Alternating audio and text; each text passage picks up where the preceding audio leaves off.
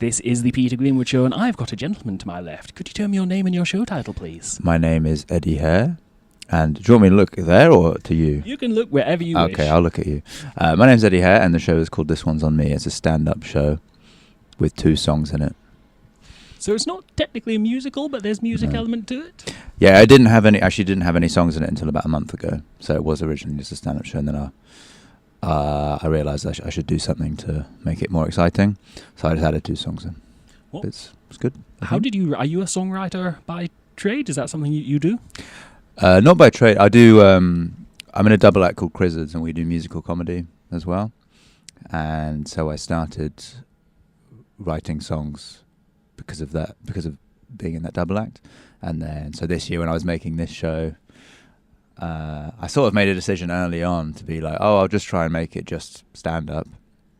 But then I think when you're trying to make a show, if you end up realizing like, there is stuff I could do that could add something to this, then you sort of just end up doing it anyway. Because initially I was like, I want to try and I think probably just because of a sort of a weird pride thing where I was like, I want it to just be like a really good stand-up show from start to finish with no frills, just me talking. But then I realized that actually it is better probably to have some songs in it for fun. Yeah.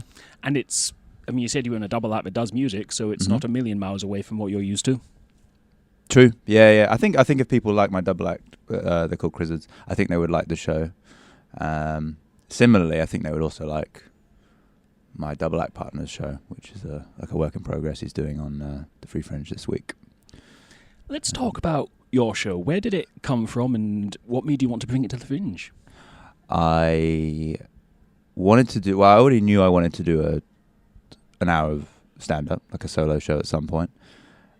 Hadn't done it the last couple of years because we were committing to like doing those Crizzards shows, and I was kind of thought it'd be quite hard to do 2 in 1 year.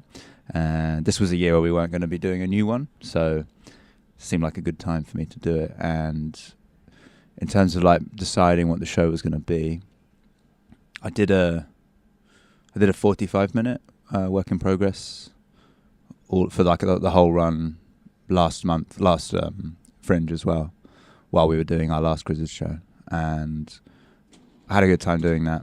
And if anyone can hear that, that's the coffee machine. Yeah, the coffee machine is very angry. It doesn't like being ignored.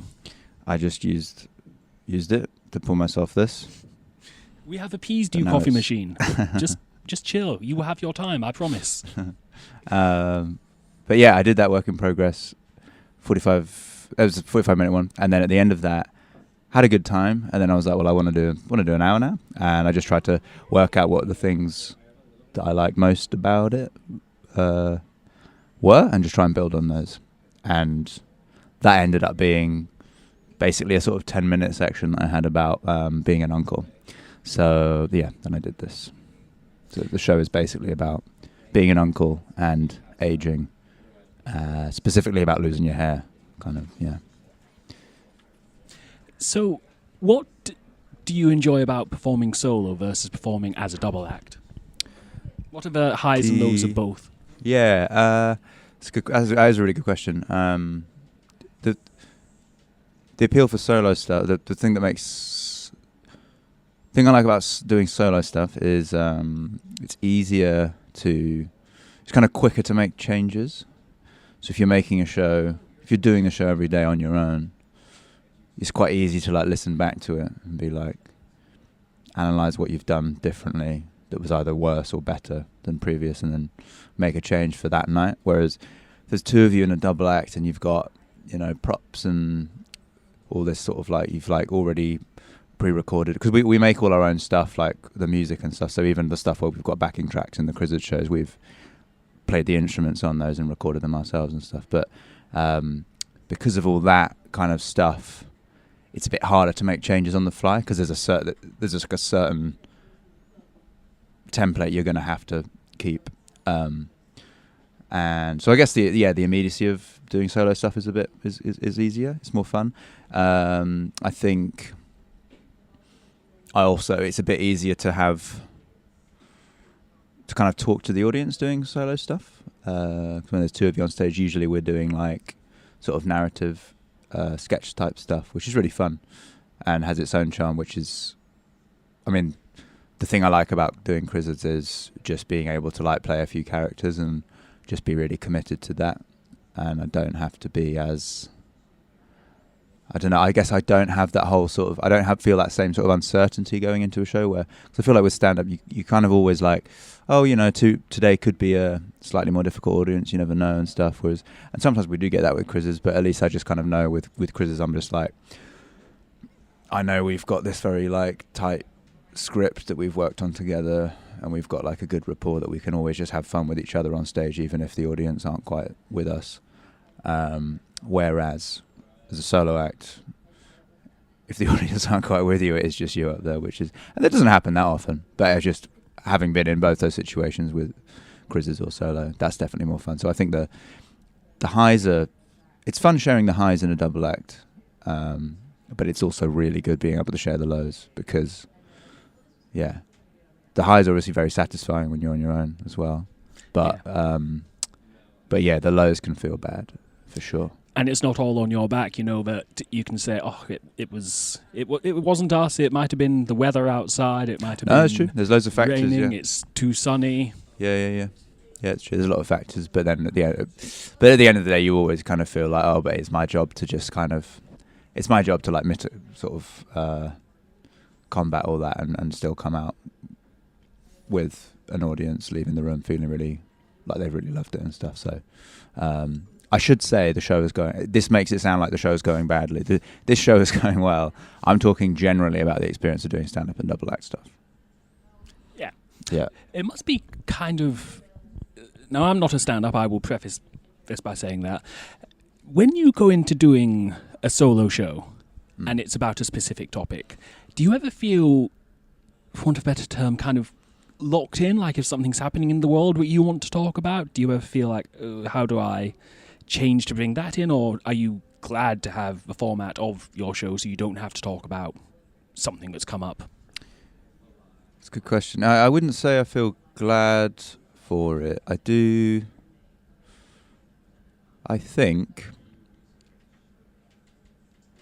think it doesn't, I've thought about this before, like I don't think it really suits my persona or style to like talk about in my like on stage and stuff. I'm normally perfectly happy being like open about my political opinions and stuff like that. I'm not, but it's more but on stage I don't think it really suits me. It doesn't suit my style. My style is quite like silly and a little bit, we're sort of deadpan, and there's some sort of slightly fantastical stuff in there, and like, you know, I've got this kind, it's like, I think my stand-up persona's kind of got this sort of slightly warped, kind of naive, a bit slightly childlike view of things, at least in this show he does anyway, and that is not really, it would be kind of jarring if I was like, and here's what I think about this, or whatever, like anything, yeah. Like if I was like, and here's what I think about the, you know, the race riots this week or whatever, like this, it would just be like, well, where's this coming from? That's not what that guy normally talks about. But having said that, I do generally think it's important that, obviously I don't have a very big platform, but I do generally think it's important to like speak up about things you don't think are fair in the world. It's just that for some people that doesn't quite suit their on-stage persona, so that's why they don't necessarily do it on stage. But, you know, someone like Nish Kumar does that really well. Yeah. So it suits him and it makes sense. And definitely there are times when, like when, you know, political comedians are working on an Edinburgh show or something, if some sort of big seismic political event happens in like July, for example, the election this year and stuff,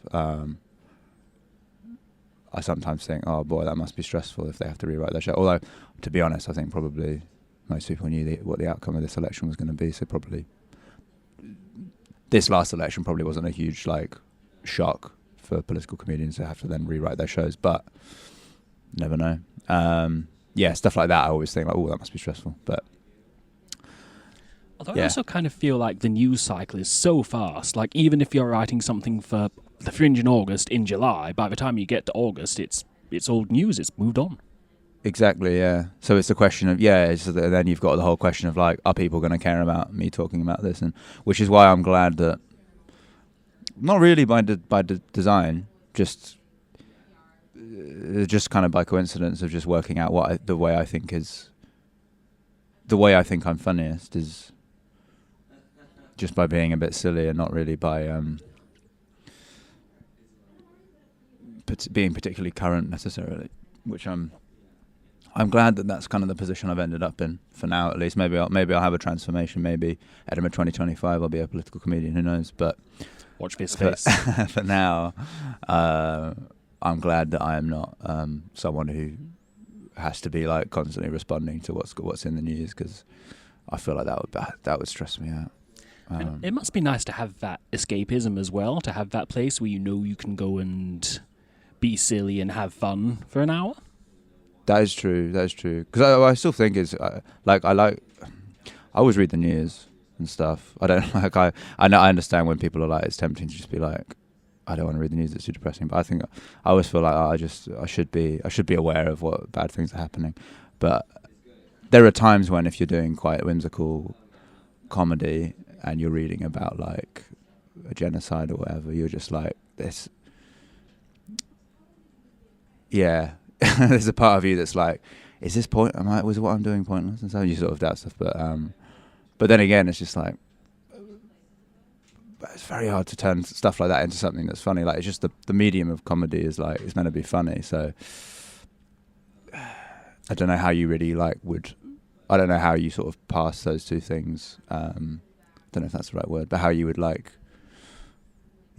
So I think in a sense, like it's nice to be able to have that escapism, but it also feels a bit like at times you're like, it's quite a privilege to be in a situation like that where you can be like, well, I can just zone out and write my silly comedy show. So there are times when you think like, oh, maybe what I'm doing is stupid, but I don't think it is. I think it is fun to do it, and people like it and stuff, and so that it does have some value. But it's But basically, the short answer is, I'm glad I'm not a political comedian. I think it would be very tough to do that. What's next for the show? You taking it anywhere else after the Fringe? I'm going to Aberystwyth Comedy Festival, which is that in Wales? Yeah. Which I'm very excited for. We did it with our Grizzards show last year, and it's a really nice festival. It's run by Little Wonder, who I don't know if you've heard of it. They run Machynlleth Comedy Festival as well, which is another really nice festival in Wales. And so Aberystwyth is usually like a festival where people who've basically, Macfest is kind of like most people there are doing work in progress shows in the run up to Edinburgh, and then Aberystwyth is their festival for like people who've just done Edinburgh, so it's more like the finished shows festival generally.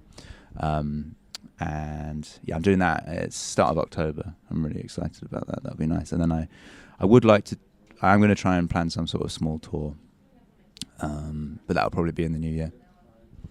And any more tours planned with your double act?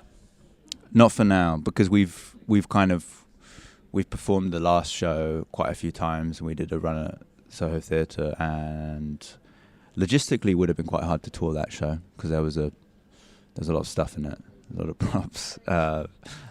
We had a horse and stuff. A horse? Like a horse. Well, a horse puppet, not a real horse. But it's quite big. See, when you said a horse, all I could see was this horse out on stage, like, why am I here? Yeah, what's happening? And we got to pay the horse. So and horses are notorious dealers. Yeah. Crap where they want. It's horrendous working with a horse. But it's all right. Sorry, just for context, a man's making a coffee and he just apologised. That's why I said that's all right. Where can people find out about you and your show online? You can find me I'm on Instagram and Twitter at Eddy Hare.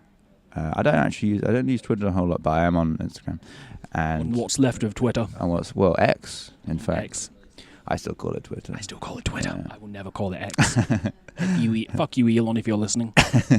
That's right. What else am I on? Threads? Anyone use Threads? God bless them for trying. They tried so hard, They did try. I am on there. Although they've seemed But, to have stuck around more than like Mastodon or any of the others. Interesting, yeah. What is Blue Sky? Many people use Blue Sky? I've heard, like those who I've heard use Blue Sky love Blue Sky, but it's Yeah. getting into Blue Sky that's the problem. Oh right, I didn't realise it was selective. Oh yeah, it's very selective. Well, so I'm not on Blue Sky. Don't try and find me on there.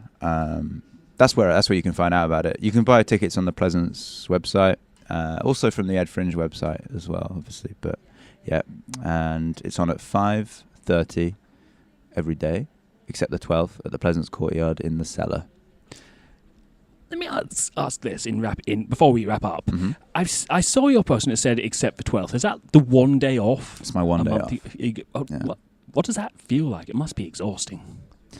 I actually think it's a weird feeling because I think after the first week is quite overwhelming, and after the first week it all blurs into one.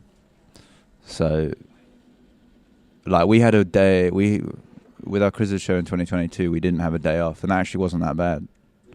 But it is better because I knew I'd be doing. I'm in 2 shows. I'm doing my show, and I'm also in Jordan Brooks's show. So I'm doing 2 shows a day, and that was why I was like, I should have a day off this year. Treat yourself. Yeah, but you get basically the short answer is you get into a rhythm, and it actually turns out to be generally okay. So when it comes to the end of the Fringe, you're like, oh, I need to be at X venue at X time, and you're like, oh wait, no, I don't need to do that anymore. Exactly. Yeah. I'm going on holiday straight after the That'd Fringe, be nice. and I'm pretty sure I'll be feeling some sort of residual like adrenaline rush at about 5 p.m. where I'm normally getting ready for my show. Yeah. Thank you for your time today. Good luck with your show. Very nice to meet you. Thank you. Eddy Hare, This One's on Me, is playing in the Cellar at the Pleasance Courtyard from the 13th until the 25th of August at 5:30 in the evening. If you want tickets, go along to edfringe.com and search for Eddy Hare. This episode was produced by VC Toria A on Twitter, go say hello to her, and by myself, Peter Greenwood, who also hosted it. Until next time, bye everybody, bye.